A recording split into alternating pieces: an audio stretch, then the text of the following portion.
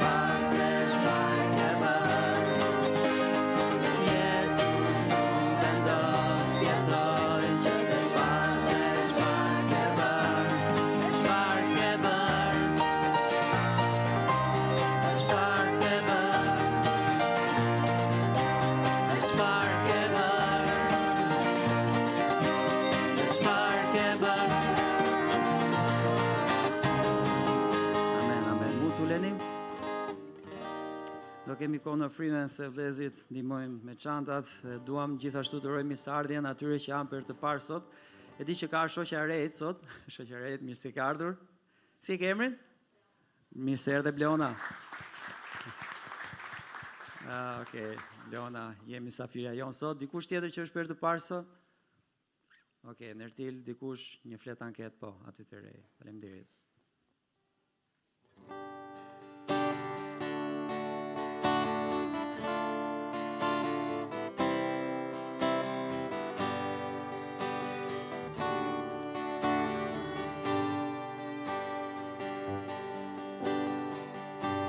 S'ka asnjë si ti,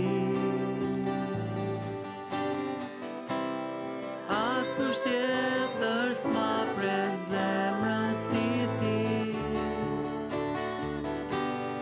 Unë për jetë mund të kërkoja, por ja e di, s'ka asnjë si ti.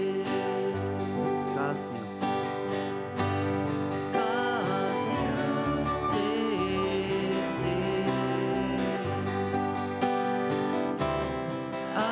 Tjetër s'ma pret zemrën si ti. Unë për jetë mund të kërkoja, por ja e di, s'ka asnjë si ti.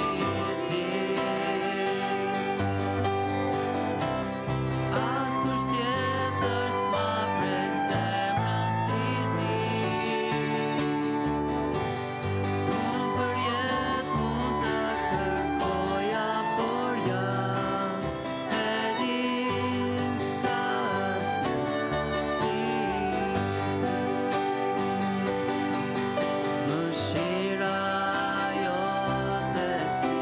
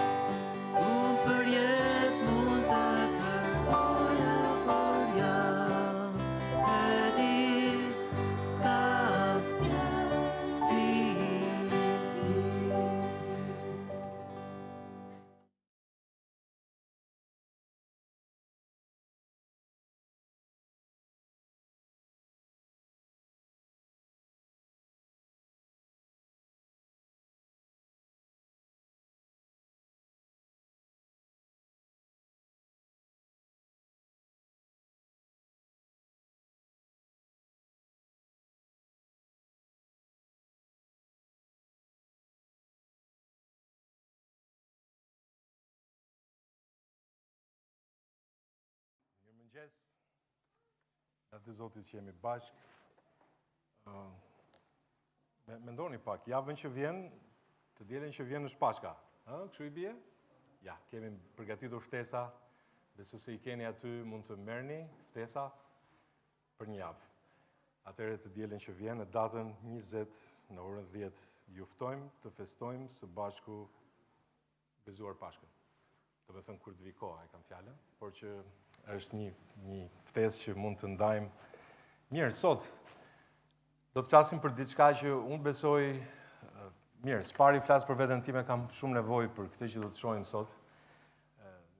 Zoti ka fjalën e tij e cila të inkurajon. Edhe ne do të flasim sot, mesazhi i sotshëm në fakt ka lidhje me inkurajimin, me inkurajimet.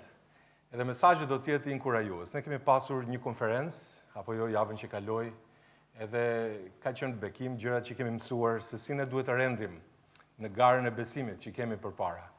Mirë po, ja që jeta ka vështirësi, ka prova, ka udhkryqe, ne duhet të marrim vendime që të ecim përpara, edhe të vazhdojmë në këtë garë besimit derisa Zoti të vi.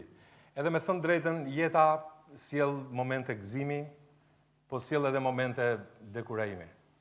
Edhe them këtë sepse Bibla është e mbushur plot me njerëz që në një moment të caktuar të jetës tyre janë dekurajuar.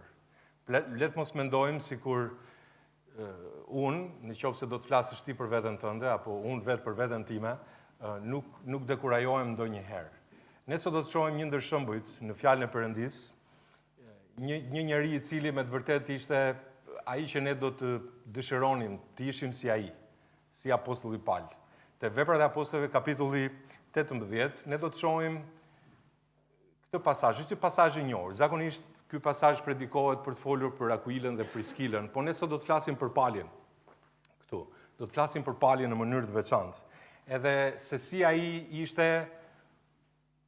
i dekurajuar. Ju mund të thoni Pauli i dekurajuar, ja do ta shohim më pas pasazhin, por le të mendojmë së pari secili për veten e tij.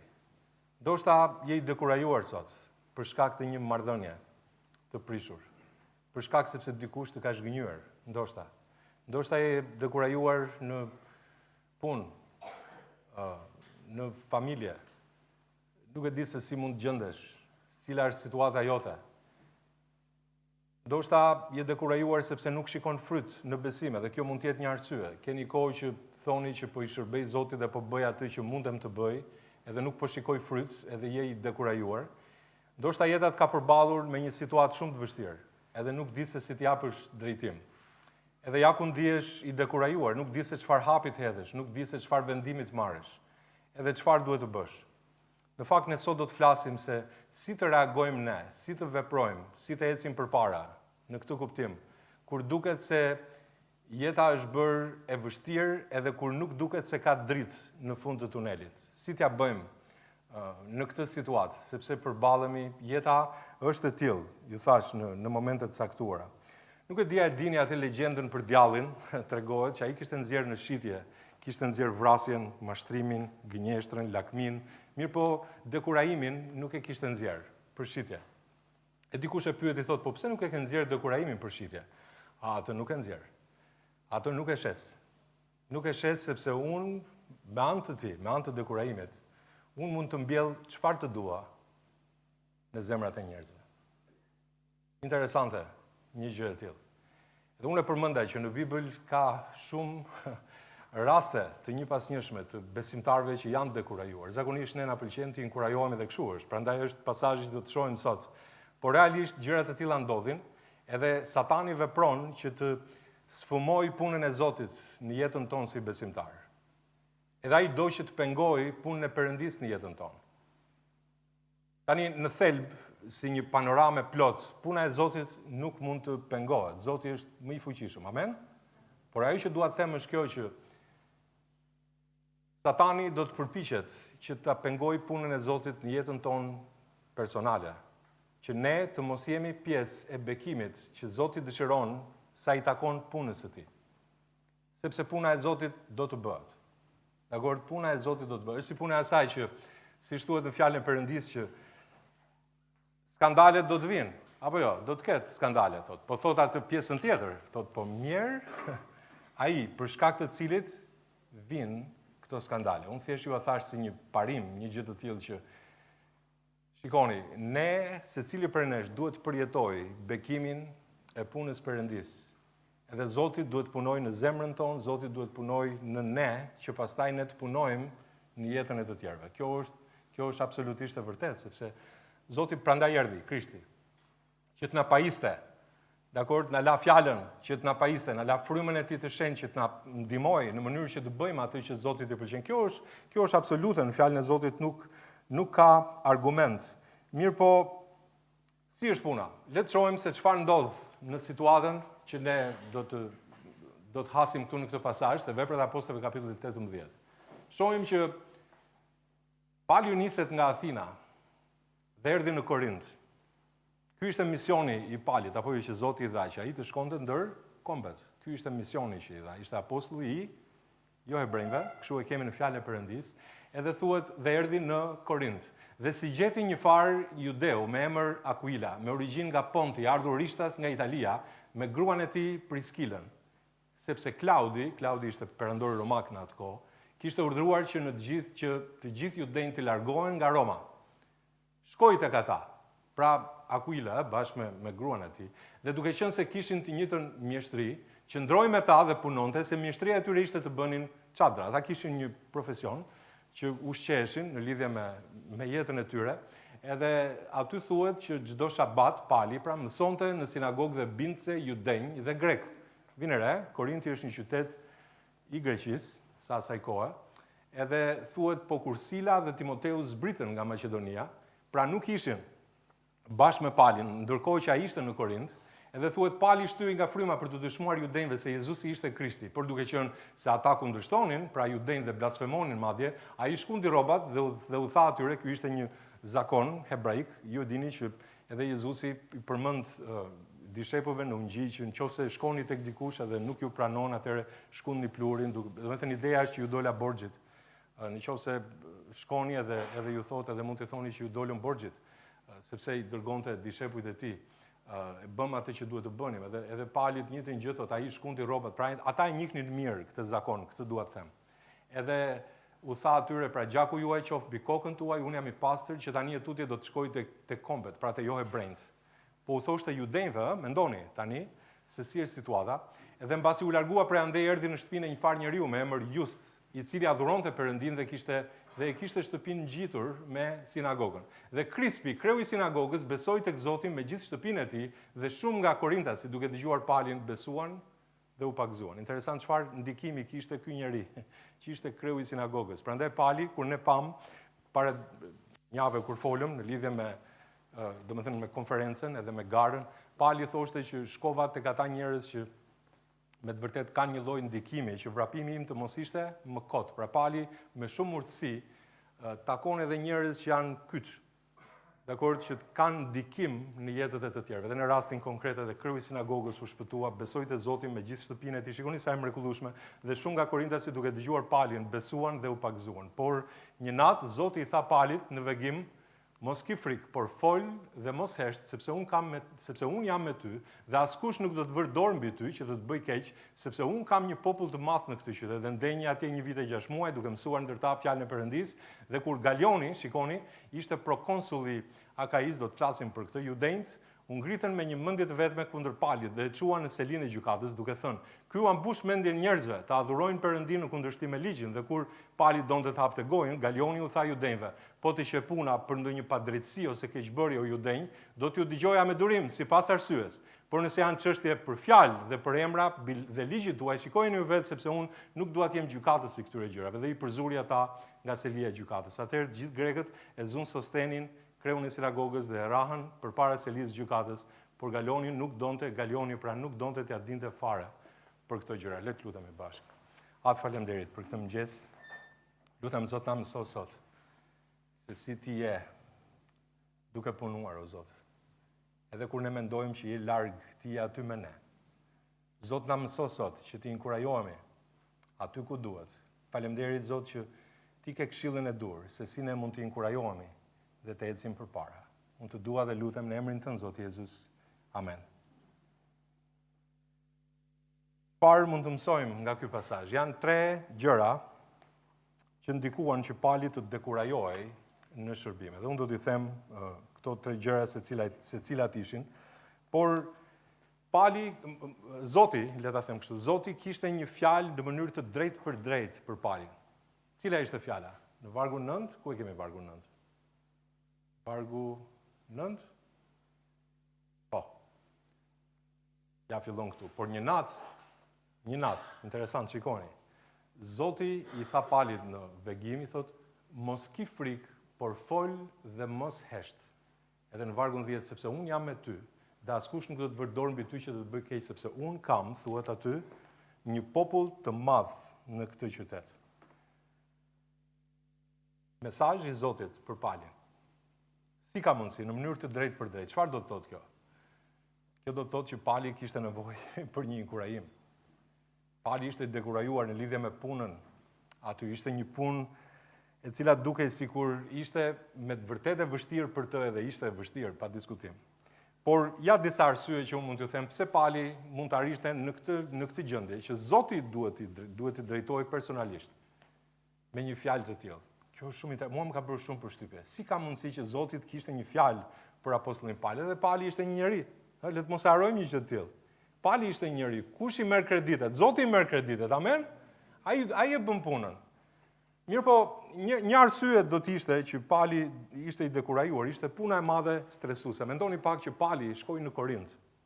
Korinti ishte një qytet shumë i madh i Greqisë asaj kohe. Një metropol. Ama nga ana morale ishte një qytet i degraduar, me thënë drejtën, sepse aty në le të them në pjesën më të lartë të qytetit, nëse mund ta them kështu, ishte edhe tempulli i Venusit, Afroditës, perëndisë të dashurisë dhe të seksit. Edhe qyteti i Korintit ishte aq i rënd, sa që kur donin të njerëzit që ose kur flitej për një njeri i cili është imoral, thoshin ky është Korintas. Do të thonë, mendoni çfarë dëshmie që kishte ky si një qytet. Edhe Pali erdhi në këtë qytet, me thënë drejtën, edhe kishte njerëz patjetër që shpëtoheshin, po një pjesë e madhe e njerëzve as që ishin të interesuar të dëgjonin në lidhje me ungjillin. Edhe kjo ishte dekurajuese, me thënë të drejtën. Jo vetëm puna e madhe stresuese, po ishte edhe suksesi i pakët i kësaj pune. Sepse kishte qenë kudo në Korint edhe pak njerëz e kishin dëgjuar edhe i besonin edhe i kishin besuar Krishtit. Ashtu siç ndodh shpeshherë për shembull që edhe ne dekurajohemi,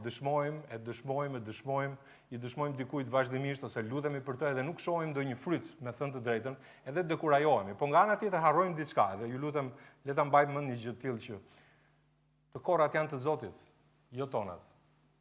Ai është bariu i shpirtrave. Në fakt le të bëjmë atë që Zotit i pëlqen dhe le t'ia lëmë atij pasojat. Ne duhet jemi besnik të bëjmë punën që Zoti na ka caktuar. Ndoshta do të jetë një kohë tjetër që Zoti ka për atë person. Ne do të shohim se si mund të jetë kjo punë. Por ai shpëton, jo ne. Ne jemi thjesht instrumentat e Zotit në punën e tij. Së treti ishte vetmia në shërbim. Pali duhet bënte shumë punë vetëm. Dhe këtë e them për të qenë i sinqert, jo vetëm me Palin, por edhe me jetën e secilit për jush. E keni vënë vëllezër motra që kur bëni diçka për Zotin, po në mënyrë të vazhdueshme, e shikoni që gjendeni vetëm shpeshherë. Dini ju që shtegu i shërbimit në Krishtin shpeshherë është një shteg i vetmuar. Prandaj shohim për shembull që edhe në gjërat veçanta që ne bëjmë edhe këtu në kishën tonë, sa i takon lutjes, shërbimit lutjes apo aktiviteteve të ndryshme ungjillizuese apo çfarë do që mund të jetë, edhe themi pse janë pak njerëz që përfshihen. Tani, Pali e vuante një gjë të tillë, ai donte që të kishte njerëz, pjesë të skuadrës së tij. Mirë po, ja që ishte dekurajuese edhe kjo gjë për Palin. Po, ku janë të tjerët? Kjo është pyetja që të lind natyrshëm të shprehesh. Po, unë jam mirënjohës në fakt kur djalli është aktiv për të na dekurajuar, Zoti është aktiv për të na inkurajuar. Ndërsa djalli përpiqet na rrëzojë, Zoti përpiqet të na ngrej lart. Ndërsa djalli synon që ne ta lëmë shërbimin apo të na largojë nga ai, Zoti punon që të na inkurajojë dhe ne të vazhdojmë të luftojmë luftën e besimit. Mirë po, cilat janë këto inkurajime që na bëjnë ne të ecim përpara? Le të shohim me vëmendje këto, pa u zgjatur shumë në fakt, po së pari është bashkësia me njëri tjetrin. Sa mirënjohës duhet jemi ne Zotit për familjen e besimit, për njëri tjetrin. Ne marrim të mirëqen. Agor themi që jemi pjesë e familjes besimit dhe lavdi Zotit, kemi njëri tjetrin themi, edhe marrim të mirëqen, por nuk e vlerësojmë se sa e rëndësishme që është një gjë e tillë. Është me të vërtetë diçka kruciale. Shikoni, thuhet pas këtyre, Pali u nis nga Athina dhe erdhi në Korint. Dhe si gjeti një far judeu me emër Aquila, thot me origjinë nga Ponti, i ardhur rishtas nga Italia me gruan e tij Priskilën, sepse Klaudi, pra që ishte perandori Romakun, e theksoi, kishte urdhëruar që të gjithë judejnë të largohen nga Roma. Shkoi tek ata, pra Pali shkoi tek ta, dhe duke qenë se kishin të njëjtën mjeshtri, qëndroi me ta dhe punonte se mjeshtria e tyre ishte të bënin çadra, por çdo shabat ama ai mësonte në sinagogë dhe binte judejnë dhe grek. Por kur Sila dhe Timoteu zbritën nga Maqedonia, Pali shtyi nga fryma për të dëshmuar judejve se Jezusi ishte Krishti. Ne po flasim për një kohë tani që Sila dhe Timoteu nuk ishin bashkë me Palin. Shikoni? Pali shkon në Korint, edhe duke se bënte punë për Zotin, mirë po shikoni pak i vetmuar Pali, edhe ai kishte nevojë për njerëz. Tani gjithmonë është e vështirë, sepse shpesh herë ne na duhet ta mbajmë barrën vetëm. E kam fjalën për njerëzit që janë të fokusuar tek shërbimi i Zotit. Po sa nevojë kemi secili prej nesh që ta ndaj këtë barr me një tjetër. Prandaj vëllezërit dhe motrat në Kish janë një dhuratë e Perëndis, sepse ne kemi nevojë për njëri tjetrin, që të jemi bashkë. Sepse kështu është më e lehtë kur jemi bashkë, sesa kur mbajmë një barë të tërë vetëm. Edhe kjo na rëndon edhe na mundon. Kur Pali shkoi në Korint, unë e thash, Sila dhe Timoteu nuk ishin me të, ashtu siç e shohim në pasazh, dhe Zoti e dinte që Pali kishte nevojë për ndihmë. Edhe Zoti është i shqetësuar që një njeri i cili ka në zemër vullnetin e Perëndis, misionin e Perëndis, ai do që ta inkurajojë atë person edhe më shumë. Sepse ai është një njeri që ka zemrën si zemrën e Zotit, domethënë që dëshiron që të bëj vullnetin e Perëndis. Edhe ai e di që Pali ka nevojë për dikë që ta ndihmojë që të mbajë barrën e shërbimit. Dhe çfarë bën Zoti? Ai përdor këtu një perandor romak, Klaudi. Klaudi reprezalje kundër judejve. Edhe çfarë ndodhi? Ai kishte urdhëruar që të gjithë judejnë të largohen nga Roma. Edhe në këtë fazë që kishte lindur kjo përndjekje madhe nga ky perandor, kush u kthye?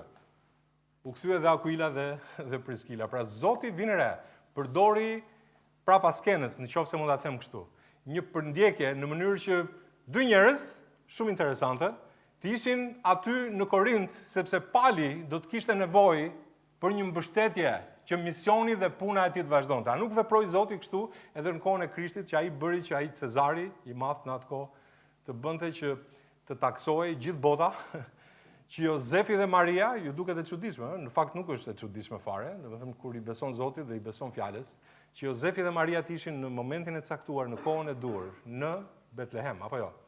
Që ajo të jepte, si thua, jetë fëmijës që do të lindte.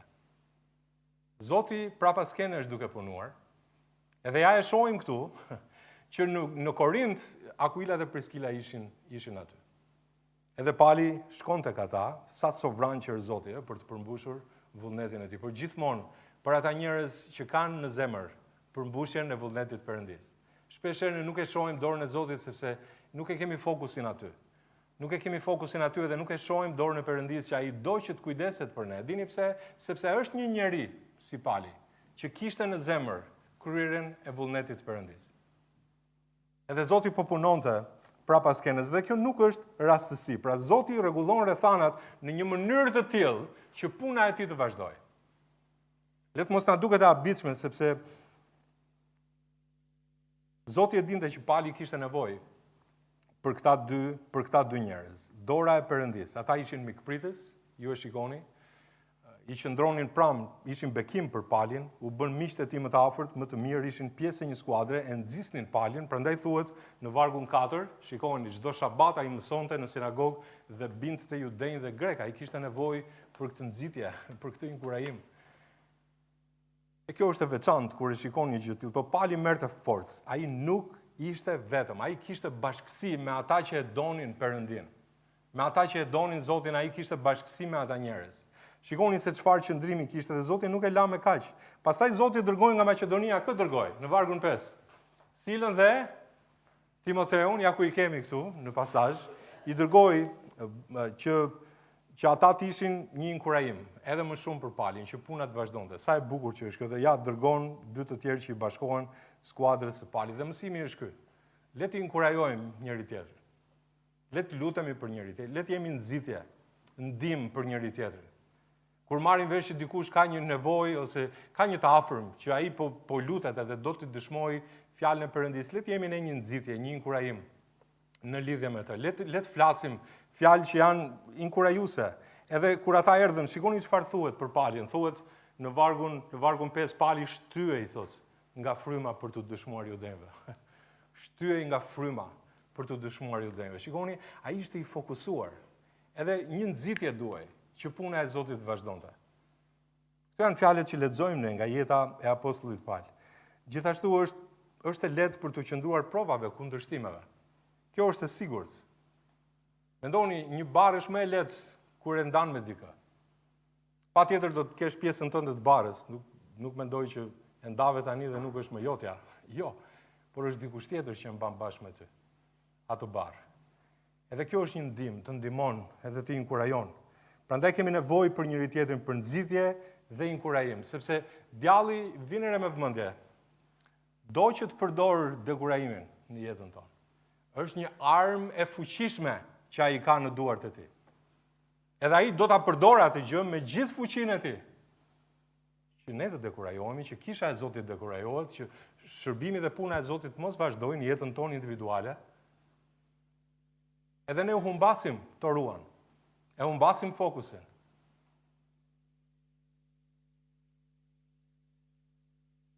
Inkurajojmë dhe mbështesim njëri tjetrin. Inkurajojmë Ariolin andej dhe Nevilën. Sa bekim që është që janë andej. Ka nevojë. Ka nevojë ata. Për shembull, çdo vit, nëse nuk e dinit,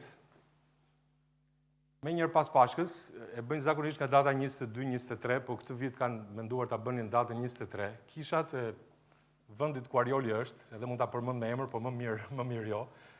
Kishat në atë qytet organizojnë çdo vit një aktivitet ungjillizues, edhe ndajnë Bibla në gjuhën turke për njerëzit. Atëherë marrin pjesë gati të gjitha kishat në atë qytet ku gjendet Arioli në Turqi.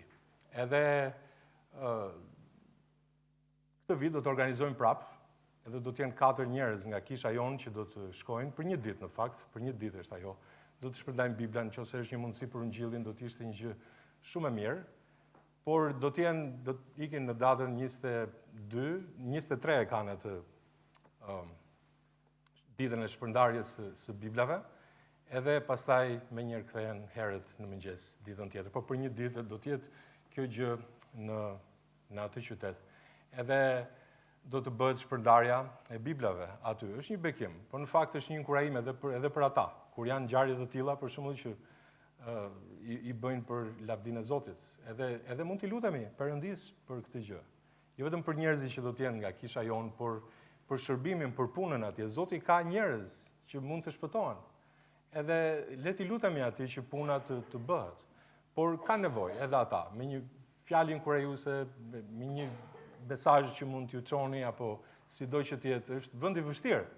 Është vend i vështirë. Lavdi Zotit për ju që e bëni ndonjëherë, që i shkruani dhe flisni me ta, por që ka nevojë ata shumë.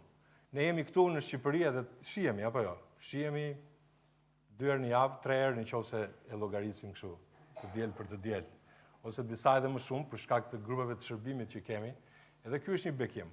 Por që inkurajojmë dhe mbështesim njëri tjetrin. Sa për mua, sa më takon mua, për shembull kur kam një provë dhe e ndaj me dikë me genën ose me ndonjë prej vëllezërve në kish, më duket që ajo barë nuk është daq e rëndë. Me thënë të drejtën. Edhe kjo më inkurajon që të eci edhe më fort me Zotin, edhe më shumë. E sinqerisht, unë ju falenderoj juve që më keni inkurajuar mua në momentet të caktuara të jetës me shembullin, me dëshminë, sepse ne kemi nevojë për njëri tjetrin. Puna e Zotit duhet të kryhet. Kjo është e rëndësishme. Prandaj ne kemi nevojë për njëri tjetrin, që të motivohemi. Bashkësia, koha së bashku, familja e Perëndis janë dhurata të mrekullueshme që ne të vazhdojmë dhe të ecim përpara. Një bekim i madh. Po jo vetëm bashkësia me njëri tjetrin, por është një tjetër. Janë rezultatet. Në fakt, shpeshherë rezultatet janë ndonjëherë jo të mira, prandaj dekurajohemi, por interesante sepse Zoti bekon besnikërinë e bijve të tij. Shikoni në vargun 5 deri në vargun 8, thotë por kur Sila dhe Timoteu zbritën nga Maqedonia, thotë Pali shtyhej nga fryma për të dëshmuar judejve se Jezusi ishte Krishti. Shikoni tani, vargun 5, ne e lexuam pak më parë.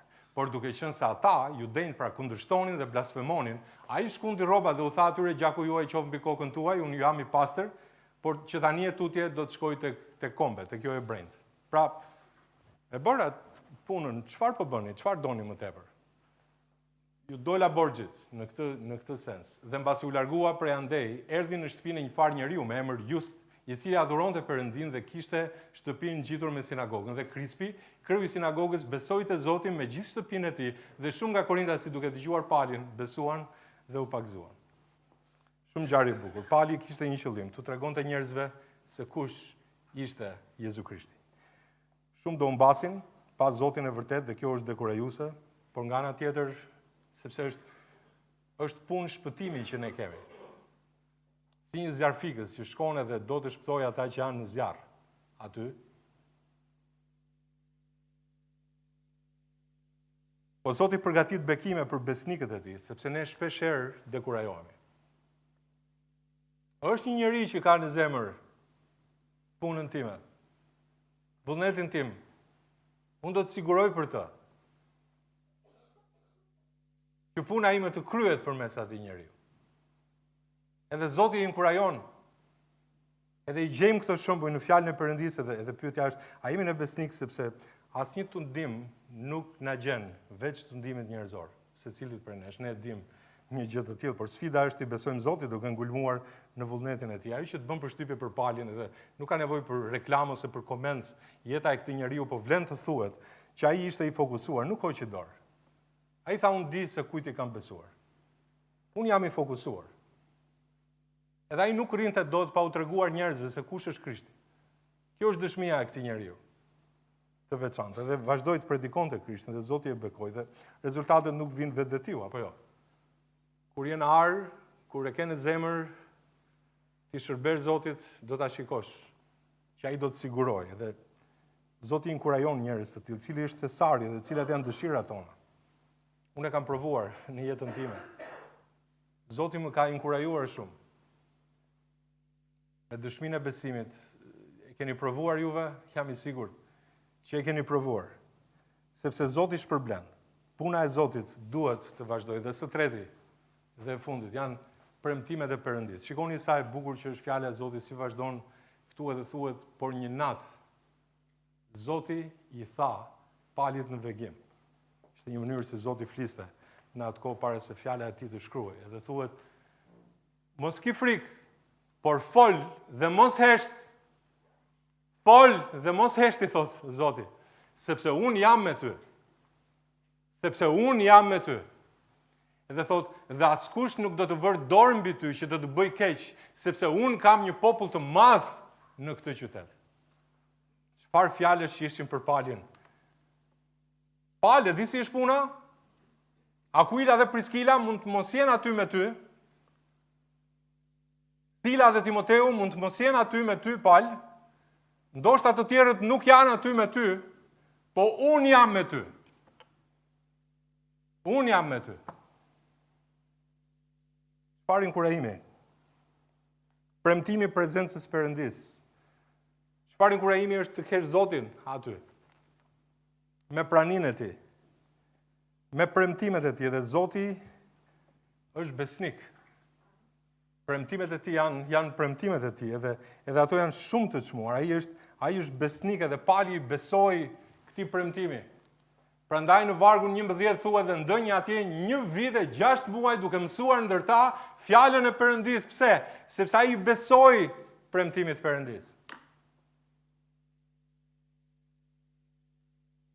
Fjala e Perëndisë. Zoti bën një premtim tjetër. Shikoni në vargun 9 dhe në vargun 10. I kemi këtu, ja. Për një natë Zoti i tha Palit, vegimi lexuam këtë, mos ke frikë, por fol dhe mos hesht, sepse unë jam me ty. Çfarë premtimi ky? Unë jam me ty, mendo pak. Zoti me Palin edhe thot aty, dhe askush nuk do të vërë dorë mbi ty që të bëj keq, sepse unë kam një popull të madh në këtë qytet. E thot, askush nuk do të vërë dorë mbi ty që të bëj keq. Jo vetëm që Zoti do të ishte aty me praninë e tij, por ai premton Palit edhe mbrojtje hyjnore. Jeni parë ju kështu? Zoti e paketën e plot atij. Mbrojtje hyjnore. Situata do të ishte e vështirë. Mendoni që Pali të shkonte tek judenjt apo jo në sinagogë. Edhe të thoshte atyre që hey, gjithsesi është puna, Krishti është, Jezusi është Mesia. Ai është Krishti. Mesia do të thotë Krisht, po Krishti është në gjuhën greke, Mesia në gjuhën hebraike. Jezusi është Mesia. Edhe ai u argumentonte këtë gjë judenjve nga shkrimet. Po mendoni të thoshte atyre që unë po shkoj tani tek jo hebrejt. Kur ata e kapitalizonin besimin, ne e dim këtë gjë, ata ishin xheloz, edhe të thosha atyre që ne po shkojmë tek kombet, mendoni se ata do të çakërdiseshin. Nuk di se ç'fjalë të gjej më të kuptueshme. Edhe kjo do të sillte kundërshtim, do të sillte oponencë të madhe, edhe ata mund t'i bënin ndonjë gjë Palit. Kjo është e vërtetë. Kundër teologjisë dhe traditave të tyre, Pali predikonte. Ata dhe mund ta eliminonin apostullin Pal. Prandaj në vargun 12 dhe 13 thuhet, dhe kur Galioni ishte prokonsull i Akajis. Pra, prokonsull, thjesht më lejoni të përkufizoj disa terma, që se ne lexojmë Biblën, po kemi nevojë dhe ti dim. Prokonsull është një njeri që flet në emrin e këtij konsullit, këshillit. Dakor, pra është një qeveritar lokal i kësaj province ose i kësaj krajine, i Akajis në rastin konkret. Dhe ky ishte një qeveritar romak, dakor, thjesht për t'u treguar se për çfarë bëhet fjalë. Edhe ky ishte prokonsulli. Por në këtë kuptim Pali kishte frikë për jetën e tij dhe kishte pak të drejtë. Ai u gjend para një reagimi kundërshtues. Edhe kjo ishte dekurajuese, me thënë të drejtën, sepse të kthehej tek jo hebrejt, kjo do t'i bënte xheloz. Unë e theksova judenjt. Po nga ana tjetër, Zoti i kishte premtuar. Si i kishte thënë? Ja ku e kemi këto, askush nuk do të vërë dorë mbi ty, apo jo? Kështu e lexojmë në fjalën e tij. Dhe instrumenti përmes të cilit Zoti do të plotësonte premtimin e tij, kjo është shumë interesante. Instrumenti që Zoti do të përdorte për të përmbushur premtimin që sapo i kishte dhënë Palit, nuk ishte askush tjetër veç se një jo hebre, romak, një prokonsull, që quhej Galion. Ja ku e kemi këtu. Një qeveritar romak pagan, po të përdor këto fjalë, mbase është më e qartë. Ju mund thoni si ndodh kjo? Po ja, judenjt u bashkuan në një mendje edhe akuzuan Palin. E akuzuan Palin edhe e quan në selinë e gjykatës. Ashtu siç thuhet. Duke thënë ky për Palin, u ambush mendin njerëzve të adhurojnë Perëndin në kundërshtim me ligjin. Tani, ligji nuk ishte ligji i perandorisë romake, ligji këtu në kontekst, ja do ta shohim pasi vazhdon konteksti, po ishte ligji i fjalës së Zotit. Dakor? Dhe ata i thanë këtij prokonsullit, i thanë, "Hey, ne nuk ky njeri Pali thot na udhëzon thot, ose u ambush mendjen njerëzve që të adhurojnë Perëndin në kundërshtim me ligjin." Nuk po thotë që Pali po i mëson njerëzit që të mos adhurojnë Zotin, interesant Perëndin, megjithëse ata e dinin që kishte një Perëndi, po kishte edhe idhuj dhe perëndi të tjerë në atë kohë, në Korintin e asaj kohe. Ashtu si thuhet tek letër parë Korintësve 8, letër parë Korintësve na jep një ide se çfarë besonin ata njerëz në Korint. Po ishte një Perëndi krijues, amen? I vërteti. Edhe idhuj që përmenden aty në fjalën e Perëndisë. Edhe Këta thanë, ky u ambush mendjen njerëzve të adhurojnë Perëndin, thot, në kundërshtim me ligjin. Në kundërshtim me ligjin. Edhe e çojnë palin tek një njeri i cili nuk e kishte iden e ligjit, fjalës Perëndis. Nuk e njihte. Dakor? Ja, do ta shohim më poshtë që ai nuk e njihte ligjin e Zotit. Por me shumë dinakri e akuzojnë palin tek një njeri i cili nuk ishte në dieni, nuk e njihte ligjin, ishte në padituri në lidhje me ligjin e Perëndis, edhe menduan që me që ne jemi shumë, dakor, edhe ja, e çojmë tek një njeri i cili nuk është se merr vesh nga ligji, po ta them kështu, nga ligji judaik, atëherë ne do të ndikojmë që ai ta dënoj palin. Kjo ishte esenca. Do të thënë qëllimi i tyre ishte kjo. Edhe përdorën një argument kundër palit. Me shumë dinakri, në një mendje të vetme. Interesante. Ky u ambush mendjen njerëzve të adhurojnë Perëndin në kundërshtim me ligjin. Tani, ky është një mashtrim i madh, sepse pali përkundrazi, ai jepte argumente nga kush? Nga ligji i Zotit. Edhe u thoshte atyre, ja, di si është puna, shikoni se çfarë thuhet në fjalën e Perëndis për Mesin. Edhe kjo është përmbushur te Krishti. Ja se çfarë thuhet, ja se çfarë thot profeti Isai, ja se çfarë thot Mojsiu në ligj për atë që do të vinte. Ja se çfarë thot fjala e Perëndis, edhe ja se si plotësohet në jetën e Jezu Krishtit. Dhe jepte argumenta nga shkrimi. Kjo ishte një gjë e qartë, e dukshme, kështu që ishte një gënjeshtër e pastër. Sepse përkundrazi, ne dim shumë mirë që ligji nuk të shpëton, Krishti të shpëton. Amen? Edhe ligji është mësuesi për te Krishti. Edhe ai jepte argumenta nga ligji në mënyrë që të tregonte atyre që ja, këto gjëra përmbushen tek Jezu Krishti.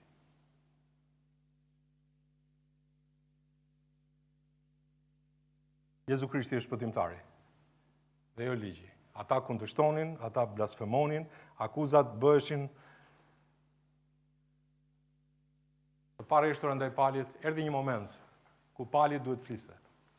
Ashtu siç ndodh në një gjyq romak, nuk diskutohet që dhe pali do të kishte të drejtën e tij që të fliste, kështu është sipas ligjit romak edhe shikoni sa bukur e prezanton Luka, pra tek libri i Veprave të Apostujve. Shikoni vargun 14, shumë interesante. Thot, dhe kur pali donte të hapte gojen, Galioni u tha judenjve, po të që puna për në një padrejtësi ose keqbërdhje u judenj, do t'ju dëgjoja me durim, thot, sipas arsyes. Pra, pali po bëj gati që të fliste. Tani, pali ishte predikues, thuaj një predikuesi që të thot një gjë dhe gjithmonë ai ka një fjalë për të thënë. Dakor, nuk është kështu pa fjalë. Do një predikues zakonisht ka një fjalë për të thënë dhe pali mund ta bënte një gjë tillë, ai mund të fillonte të fliste, në mbrojtjen e tij kjo nuk diskutohet. Pali ishte i aftë ta bënte. Mirëpo, Zoti donte që pali të shikonte. Se si do të zhvilloheshin gjërat. A nuk është interesante një gjë e tillë sepse pali në këtë mënyrë nuk do të besonte tek aftësia e tij, tek vetja e tij që thoshte, shikoj se çfarë folës oratori mrekullueshëm që jam edhe sa i aftë që jam që të paraqes argumenta kundër judenjve edhe nga shkrimi. Jo, në fakt Zoti e bëri punën përmes një njeriu që ishte pagan edhe interesante, domethënë sa para ose le ta them kështu, para se pali të hapte gojen dhe të fliste, Galioni e ndërpreu. Sa do të fliste në mbrojtje të vetes, Galioni e ndërpreu, sepse Zoti i kishte thënë, unë jam me ty. Amen? Edhe i kishte thënë, askush nuk do të vërdorë mbi ty që do të bëj keq. Zoti përdori një njeri për t'i treguar palit që ti duhet të mbështetesh tek unë. Edhe shikoni në vargjet 14 dhe 16 dhe kur pali donte të hapte gojën, Galioni u tha judenjve, çfarë u tha ai atyre? Po të që puna për ndonjë padrejtësi ose keqbërje u judenj, do t'ju dëgjoja me durim, thot, sipas arsyes. Por nëse janë çështje për fjalë dhe për emra dhe ligjin tuaj, shikojeni ju vetë sepse unë nuk do të jem gjykatës i këtyre gjërave dhe i përzuri ata nga selia e gjykatës. Pa hapur fare gojën pali. Interesante, Zoti e bëri një gjë të tillë.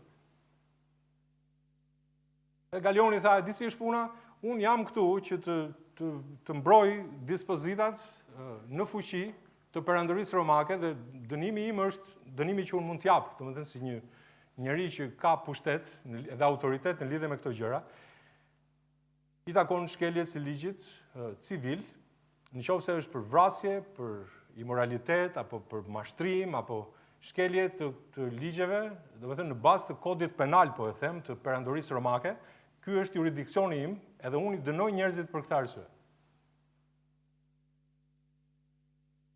Por sa i takon ligjit tuaj, emrave, fjalëve, si thuhet aty, kjo nuk është në jurisdiksionin tim. Edhe ai nuk merr përsipër të gjykojë diçka që nuk e njeh. Kjo është një gjë e mirë, se zakonisht njerëzit fusin hundët të gjykojnë të gjëra që nuk u përkasin, dhe gjykojnë aty me të padrejtë. Ne kemi folur për këtë tek Mateu kapitulli 7, kur kemi studiuar në lidhje me gjykimin. Dhe ky merr përsipër që të thotë unë kam kodin e perandorisë romake, kodin penal, dhe unë do të për këto gjëra gjykoj. Edhe këto gjëra dënoj. Pa e lënë palin që të shpreh. Unë nuk kam për ta dënuar këtë njeri, tha, këto janë çështjet e ligjit tuaj. Me fjalë të tjera. Ky është një mësim i mirë nga ana e historisë, që një gjykatës është solid kur ai refuzon të vendosë ligjin civil mbi ligjin e Biblës. Dakor, kjo sa i takon historisë, jo siç është vepruar ndryshe gjatë historisë kishës. Shteti nuk është mbi kishën dhe nuk duhet të gjykojë punët e kishës. Janë pushtetet pavarura që Zoti i ka ndarë. Po të mendojmë pak më thellë, sepse këto pasazhe na mësojnë, japin dhe një dritë në lidhje me gjërat që ne besojmë edhe se si ka ndodhur gjatë historisë kishës. Nga ana tjetër, shikoni vargun 15 me vëmendje. Ky njeri vërtet tha që kjo nuk më takon mua, edhe Zoti e përdori në rastin e palit, por këtu nuk jepet se si ka vepruar ky njeri dhe si ka thënë këto fjalë që ne do të lexojmë këtu. Thotë, po të që puna për ndonjë padrejtësi ose keqbërje, pra ju thash, sipas kodit penal të perandorisë, o ju denj, do t'ju dëgjoja me durim sipas arsyes. Por nëse janë çështje për fjalë dhe emra dhe ligjin tuaj, shikojeni ju vetë, sepse unë nuk do të jem gjykatës i këtyre gjërave. Nëse ky njeri i ka thënë këto me përbuzje, në fakt nuk e dim se si i ka thënë këto, prap nga ana tjetër, në sytë e Zotit nuk është, ose le ta them, është marrëzi, nuk është urtësi, që ti marrësh lehtë gjërat e ligjit të Perëndisë. Ju mund të thoni mirë, konteksti ishte sa i takon kodit civil, dakord jam, ashtu është. Po tani po flas për qëndrimin e një njeriu. Nëse ai thotë për shkakun që këto gjëra janë thjesht fjalë, emra të ligjit tuaj, s'më interesojnë.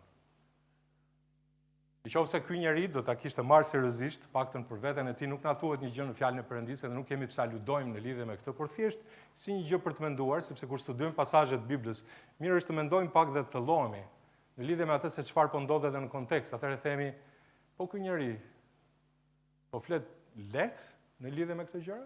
Sigurisht që çështjet e ligjit, sa i takon kontekstit biblik të ligjit, janë shumë të rëndësishme. Ligji flet për Mesian, flet për shpëtimin, që Krishti do të ishte shpëtimtari. Amen? Janë gjëra shumë të rëndësishme. Mirë, mbas e thoni, prit sepse ndoshta nuk është kështu. Le të shohim se si vazhdojnë vargjet. Në fakt, të gjithë grekët thuhet, zun Sostenin, kreun e sinagogës, shikoni tani, dhe rrahën përpara selisë së gjykatës. Por Galioni nuk donte t'ia dinte fare për këtë gjë. Ky njeri ishte arrogant. A nuk tha pak më përpara ai që, hey, nëse do ketë një shkelje ligji apo një padrejtësi, unë do t'ju dëgjoja, edhe tani shikon diçka me sytë e tij, edhe nuk ndërhyn. Kjo si është njeriu, a nuk është interesante një gjë e tillë? Ai s'donte t'ia dinte fare. Ky është me pak fjalë qëndrimi i zemrës tij. Më lër tani se më vajti orari i drekës. S'më intereson fare, nuk kam kohë as të dëgjoj. Ky është qëndrimi i tij.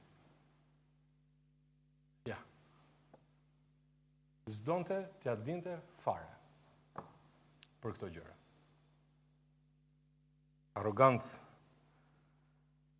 nuk shqetësoj për abuzimet. Shikon një trazir, në popull duhet ndërhyrë njerëz të tillë nuk kanë simpati, pastaj lëre më gjatë historisë kishës pushtetarët që nuk kanë pasur një simpati për besimtarët e krishterë, me thënë drejtën.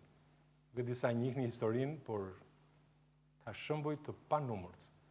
Dhe sot e kësaj dite që flasim, unë këtë shembull e di që para 2-3 vjetësh, anë mos më shumë, që dua të jemi sakt me ju.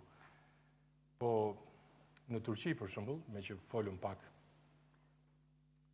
nëse një turk i asaj feje që ata besojnë, konfliktohet me një besimtar të krishterë,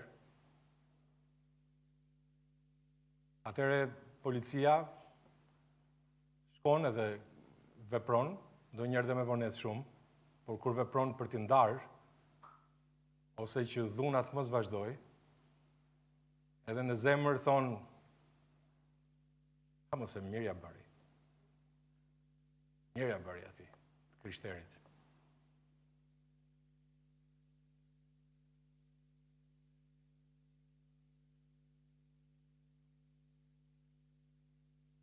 Galioni si një gjykatës duhet ta kishte mbrojtur Sostenin.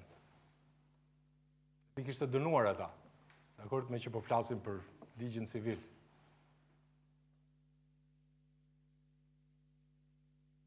Galioni ishte indiferent, megjithëse u përdor si një vegël në rastin e palit, nga dora e Zotit. Po prova e palit ishte një provë e vështirë dhe dukej sikur nuk kishte shpresë. Por Zoti i premtoi që ai kishte një popull në atë qytet. Amen?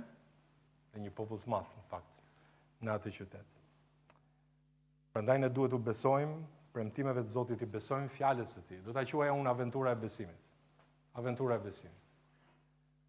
Duhet të bëjmë me domosdo atë që Zotit i pëlqen. Të fitojmë shpirtra njerëzish. Amen? Të dëshmojmë ungjillin. Të bëjmë dishepuj, të ndihmojmë ata të rriten. Kemi një fokus, kjo jetë po vazhdon, po ecën edhe nuk e dim sa kohë kemi. Zoti e di. Por le të qëndrojmë besnik në lidhje me këtë. Zoti është besnik. Zoti është besnik. Edhe ai premton, ai e mban fjalën. Ne kemi shpresë kur i besojmë atij. Shikoni çfarë thot psalmisti, sa e bukur është. Mirë, pali, okay, ndonjë atje 1 vit e 6 muaj, apo jo, e tham thjesht sepse i besoj premtimit të Perëndis. Edhe pa dorën e Zotit duke mësuar ndërta fjalën e Perëndis. Por shikoni në lidhje me premtimin dhe me fjalën. Shikoni çfarë thot psalmisti, thot: "Mbaje mend fjalën që i ke dhënë shërbëtorit tënd." Mbaje mend fjalën që i ke dhënë shërbëtorit tënd, thot, me të cilën më ke bërë të shpresoj. Ja vlen të besosh Zotit. Amen? Ai është besnik. Sot mbaje fjalën. Duket sikur ja kujton Zotit, ky i thotë që dëgjoj se ti më ke thënë mua kështu, sikur Zoti nuk e di, por ideja është të na japë ne atë të kuptuar sepse kështu është natyra jonë njerëzore në fakt. Zoti është besnik, thjesht le të mos harrojmë gjë të tillë. Zoti është besnik. Premtimet e Zotit për shkak të sovranitetit të Tij. Kur ai do të përmbush vullnetin e Tij, janë përtej imagjinatës tonë. Është një njeri që ka në zemër rrugët e mia, thot Zoti. Një njeri që ka në zemër rrugët e mia. Unë do të jem bashkë me të për ta ndihmuar, për ta nxitur, për ta inkurajuar, sepse është një njeri që ka në zemër vullnetin tim, planin tim. Është dikush, unë do të siguroj për të, do ta inkurajoj atë, do ta mbështes, unë do ta shpërblej atë person, që puna ime të vazhdoj. Përtej imagjinatës. Pali besoj se ka shpërthyer në adhurim kur ai ka thënë këto vargje. Le ta lexojmë me vëmendje këtë pasazh, një pasazh himn, në fakt në gojën e Palit mendoj. Romakët 11 vargje 38-36 thotë: "O thellësi pasurie dhe urtësisë dhe diturisë së Perëndisë. Sa të pa u lumtueshme janë gjykimet e Tij dhe të pagjurmueshme janë udhët e tij. Sepse kush e njoh mendjen e Zotit? Kush u bë këshilltari i tij? Ose kush i dha atij më parë që të ketë për të marrë shpagim? Sa i madh është Zoti, amen? Sepse prej tij dhe me anë të tij dhe ndaj tij janë të gjitha. Lavdia ti për jetë. Lavdia ti për jetë. Sepse prej tij dhe me anë të tij dhe ndaj tij janë të gjitha. Nuk jemi vetëm. Gjithë çështja është një njeri që ka në zemër rrugët e mia. Ka një njeri aty, thot Zoti, për të cilin unë jam me të në misionin tim. Ka një aty. Dhe unë jam me të. Dhe unë kam punë për të bërë. Edhe një të jetë, unë jam me të. Edhe sikur një. Parë inkurajimi. Rrugët e Zotit. Në qoftë se jemi të fokusuar tek rrugët e Perëndis, kemi për ta parë dorën e Zotit. Këtë dua të them. Ne kemi për ta parë dorën e Zotit. Arsyeja sepse nuk e shohim dorën e Zotit është sepse ne kemi humbur fokusin. Kemi humbur vizionin. Fitojmë njerëz, të bëjmë dishepoj. E kemi humbur. Ka një njeri aty. Zoti bën Galioni, një hebre, një jo hebre, i pabes, në rastin e Sostenit, si kundër e pam. Zoti e përdori për palin, sepse Zoti është Zoti. Amen? Zoti merr lavdi edhe nga armiqt. Dini këtë? Shikoni, edhe zemërimi i njerëzve do të shndrohet në lavdi për ty, dhe ti do të rrethohesh me vetë mbeturinat e zemërimit të tyre. Zoti merr lavdi dhe nga të pabesët.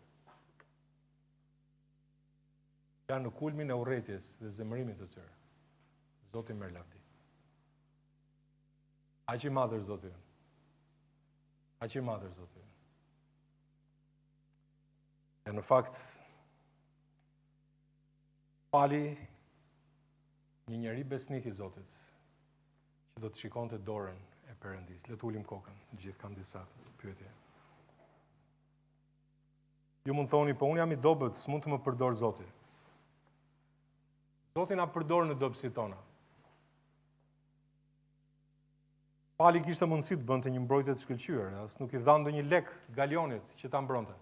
Shikoni aty që t'i jepte ndonjë lek. Dhe shpallja e tij nuk ishte rezultati i punës bindse oratorike të Palit. Nuk ishte merit e Palit, ishte Zoti që po punonte sepse Zoti kishte premtuar. Zoti premton. Pali erdhi në Korint me dobësi, frikë, me dridhje. Gjithë ky popull që duket sikur është kundër ligjit të Perëndis. Dhe Zoti ndërhyri. Është më vështirë, tha Pali, të shikoj fryt në këtë qytet, siç janë këta, Korintas, imoral. Dhe Zoti inkurajoi përmes Akuiles dhe Priskilës, nuk e la vetëm Palin për një farë kohe, e inkurajoi përmes Siles dhe Timoteut. Pastaj inkurajoi me anë të fjalës. Fol dhe mos pusho, sepse unë jam me ty. Unë jam me ty. Zoti kujdeset që misioni i tij të kryet. Lum ata që janë instrumenti i vullnetit të Perëndis. Kanë për ta parë dorën e Zotit, kanë për ta provuar që Zoti është besnik, i plotson premtimet e tij dhe ai s'ka nevojë për fuqinë njerëzore, por Zoti punon në dobësitë tona. Ai është i denjë të marrë lavdin. Amen. A ke nevojë për tjetrin? E dim që kemi nevojë për njëri tjetrin. Zoti na bekon në besnikërinë tonë, ai është besnik. Zoti vetë është inkurajimi më i madh. Mos ke frikë, thotë, unë jam me ty. Premtimet e Zotit janë të mrekullueshme. Ai na deshi kaq shumë sa që na dha një libër me premtime. Dhe kjo e bën Biblën, librin më unik, 100% të realizueshëm. Libri i premtimeve. Provojeni Zotin, shihni sa i mirë është ai. Nëse Zoti ka folur sot, a mund t'i thuash atij Zot, unë dua të jem si ai njeriu që ti shikon edhe thua, ja, është një aty. Unë dua ta ndihmoj, ta bekoj. Që ka në zemër rrugët e mia, misionin tim. Fitoj njerëz të bëj dishepuj. Nëse Zoti ka folur sot, a mund t'i thuash atij Zot, unë dua të jem ai lloj njeriu. Hiq çdo pengesë, mëkati, zakonit keq dhe lëret e kryqi i Krishtit. E thuaj Zotit, Zot, më ndihmo, unë dua të jem i fokusuar. Sepse ti ke një popull që do të flas edhe më përdor që të jem vegla jote për atë popull. Thuaj atij. Le të kalojmë pak momente në heshtje, do të lutem.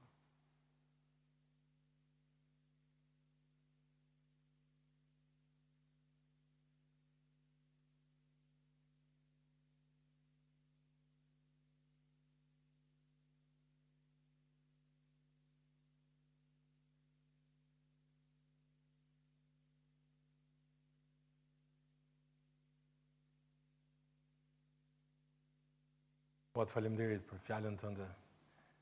Falemderit që na inkurajon që ti ke një popull, Zot, për ne, edhe ai popull mund të jetë familja jonë, mund të jenë të afërmit tanë, Zot, kolegët e punës, miqt me cilët kalojmë më tepër kohë. Po Zot, të lutem na përdor, që të jemi të fokusuar me një qëllim, të fitojmë ata për ty. Zot, na ndihmo që të bëjmë punën tonë, le të dalim borxhit në kuptimin e mirë të fjalës, të tregojmë atyre me jetë dhe me fjalë që Krishti është shpëtimtar. Zot, na jep urtësi në këtë brez të çoroditur. Na ndihmo, Zot, që të jemi drita jote. Zot, duam të t'japim ty lavdi. Na përdor, Zot. Na përdor vëlla Ariolin, motrën e Vilën andej. Ruaj ata, bekoj së bashku me Endin. Ruaj shëndetin e tyre dhe ndihmoj, Zot, që të bëjmë punën që ti u ke caktuar. Për ne këtej, Zot, për kishat, për gjithë, për secilin. Për çdo shërbim që ne kemi, Zot, na mbajt fokusuar, që të jemi njerëz që kemi në zemër rrugët e tua. Faleminderit për premtimet e fjalës tënde, faleminderit për familjen e kishës që na ke dhënë, që mund ta inkurajojmë njëri tjetrin. Ta vlerësojmë dhe ta çmojmë njëri tjetrin, këshillën, nxitjen, inkurajimin, bekimin. Faleminderit, Zot, që na inkurajon me rezultate, me njerëz që të pranojnë ty si Zot dhe shpëtimtar. Duam të shohim më shumë, Zot. Na ndihmo, Perëndi, të shikojmë dorën tënde. Sepse kemi në zemër qëllimet e tua, Zot, rrugët e tua. Faleminderit për fjalën tënde, Zot. Faleminderit që na premton, është një libër plot me premtime, libri i premtimeve. 100% realizueshme. Zot, na ndihmo. Faleminderit që ti je me ne. Gjithkohën, deri në fund të botës, deri në fund të epokave. Faleminderit, Zot. Falenderojmë ty për këtë hir, dhe të marrësh lavdi nga jeta jonë, Zot, ndërkohë që do të kremtojmë Pashkën javën që vjen. Zot, ngri zemrat tona pesh. Me atë lloj shqetësimi për njerëzit që na rrethojnë. Tu japim atyre një mundësi, o Zot, gjatë kësaj jave, po edhe gjatë javës, edhe mëtej në grupet e shërbimit, aktivitetet dhe çanta që do të bëhen në kishë, Zot, sa i takon Pashkës. Lutem, o Zot, që të na përdorësh për lavdinë e emrit tënd. Na bërë në zemër dëshirën për misionin, Zot, që të jemi dëshmitar. Na ndihmo, Zot. Të ftojmë njerëz, na ndihmo, Zot, të nxjerrim nga goja fjalët e dura, na jep urtësi të dëshmojmë njerëzve për ty, Zot. Faleminderit për këtë ditë. Në emrin tënd të çmuar lutem, Zot.